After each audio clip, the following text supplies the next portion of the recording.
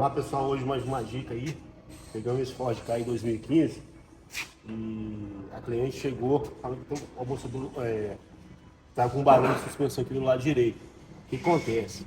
Trocamos as vieletas, olhamos a suspensão, não vimos folga, nada, tá? Um barulho bem difícil, eu acho que é um dos mais difíceis de ser diagnosticado assim, no carro, no veículo.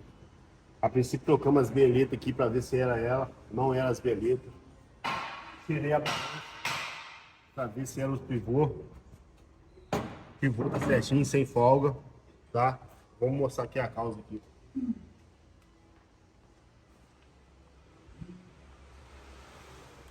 Aí, ó. Olha o barulho aí. Tirar aqui para vocês verem. Haste do amortecedor. Isso aqui, o carro no alto levanta, você pode levantar, movimentar a suspensão que ele não vai achar. Você anda, o carro parece estar desmanchando. Ó. Haste do amortecedor folgado. Tá? É um dos barulhinhos da parte de suspensão mais difícil de você encontrar. Você já trocou de tudo. Por fim, é um amortecedor desse aí.